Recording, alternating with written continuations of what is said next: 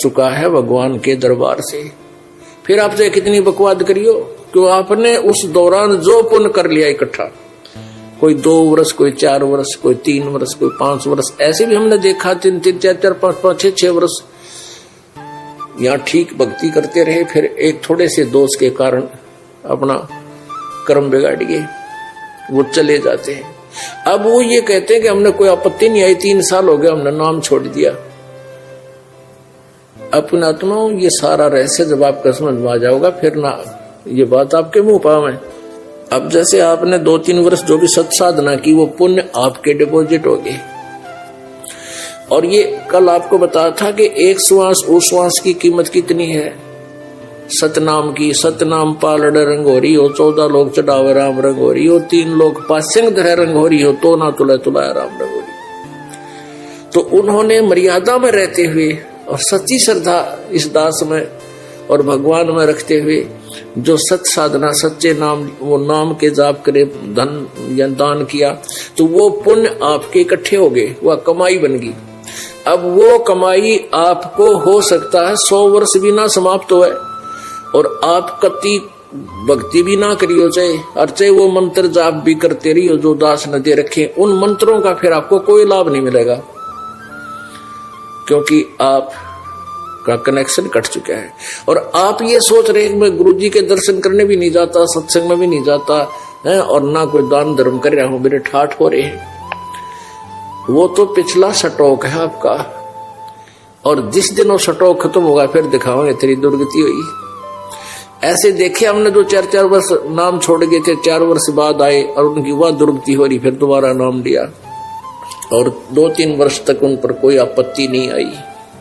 तो पुण्यात्मा सारे पॉइंटों को समझ गए, इन सब केंद्र बिंदुओं पर आपने बार बार विचार करते रहना होगा। इसलिए सत्संग में बुलाया जाता है, आपको ये याद दिलाई जाती है। तो जब आप यहां से शरीर छोड़ोगे तो आपको एक आवाज आवेगी आपके जाने पहचाने चेहरे की, और वो कहेगा कि गुरुजी आगे।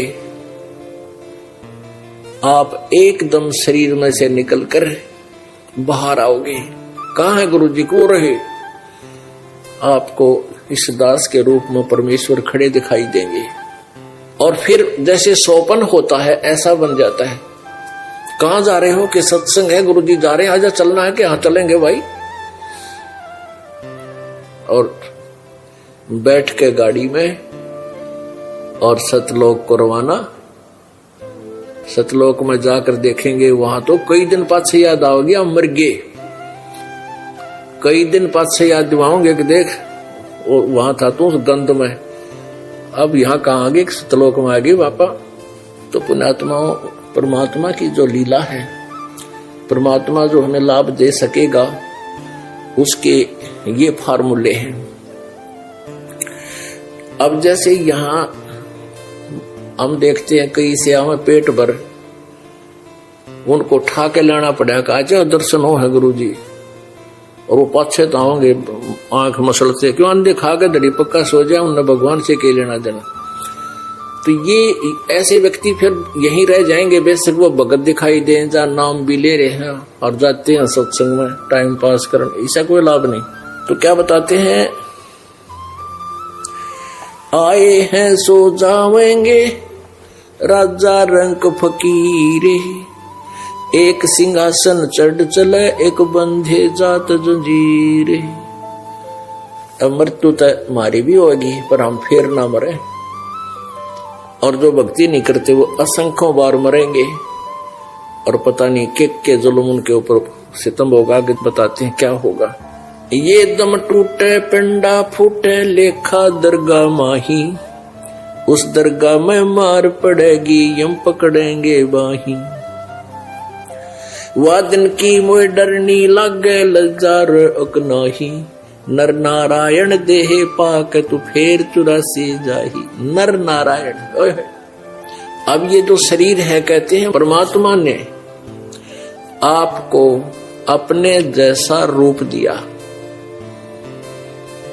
और ये नर नारायण देही पाके परमात्मा जैसा ये शरीर प्राप्त करके तू फिर 84 लाख योनियों में जा रहा है, धिक्कार है तेरे जीवन को। जा सतगुरु की मैं बलिहारी, जो जा मन मरण मिटाही।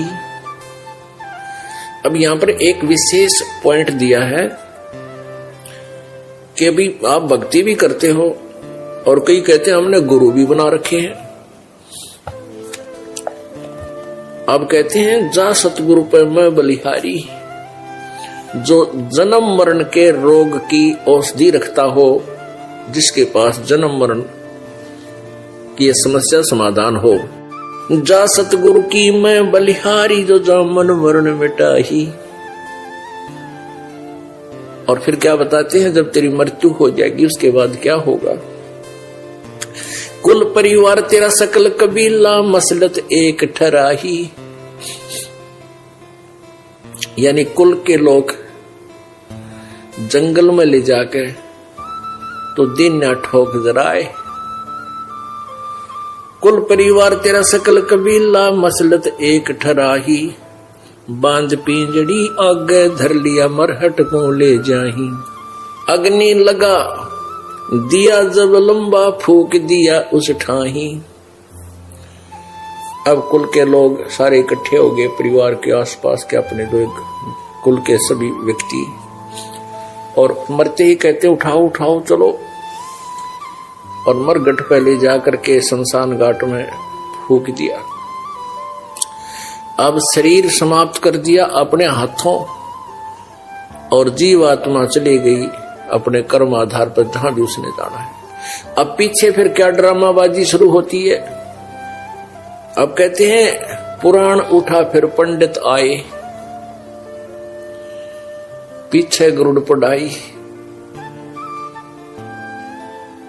नर से तीतू पसुआ की जय, फिर गद्दा बैल बनाई। ये 56 भोग कहां मन बोरे की, ते कुरड़ी चढ़ने जाई। अब क्या करते हैं, वैसे विशेष कर ये शहरी लोग या ब्राह्मण लोग या अन्य कुछ लोग क्या किया करते थे। हमने तो अपने परिवार कुल में कितने देखे नहीं है गरुड़ का पाठ कराते, लेकिन कुछ एक व्यक्ति अवश्य कराते थे, और पहले ज्यादा कराते होंगे। तो क्या करते हैं कि मरने वाला मर गया, फिर पंडित जी जो उनका कुल गुरु होता है वो आता है।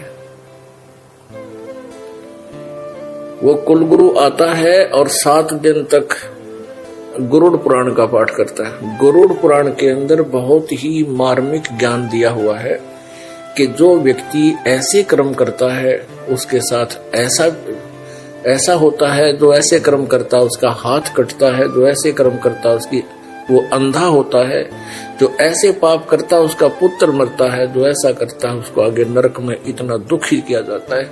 जब शरीर छोड़कर जाता है जो भक्तिहीन प्राणी, फिर आगे ऐसे ऐसे कष्ट उसके ऊपर होते। तो परमात्मा कहते हैं कि मरने के बाद तो तुम गरुड़ पुराण पढ़ाओ। उसके उपलक्ष्य में वो गरुड़ पुराण तो उसको पहले पढ़ाना चाहिए था जिंदा जी, ताकि वो इन बातों को समझता और बुराई से बचता, पाप ना करता, शुभ कर्म करता, डर के चलता। और अब वो जा चुका है सारे कर्म फोड़ के, अब तुम गरुड़ पुराण का पाठ करवाने लग रहे हो। वो कितना गधा बन के बोरे ढोन लग जाएगा, वो जा चुके हैं और तुम गरुड़ पुराण का पाठ कर रहे हो। क्या बताते हैं, अग्नि लगा दिया जद लंबा, फूक दिया उस ठाही। प्राण उठा फिर पंडित आए, पीछे गरुड़ पढ़ाई। नर से तीतू पसुआ की जय, गद्दा बैल बढ़ाई। ये 56 भोग कहां मन बोरे है, कित कुरड़ी चरने जाई। पुणात्माओं, वही बात है कि आप जी इतना ज्ञान सुनते हो और कुछ ही देर के बाद फिर वैसा ही हो जाता है स्वभाव। ये आपका दोष नहीं, यहाँ की व्यवस्था ये काल की हुई है। जैसे कितना ही गहरा पानी हो और स्वच्छ जल हो, उस पर भी काई आ जाती है, उसको हिलाते हैं तो स्वच्छ जल प्राप्त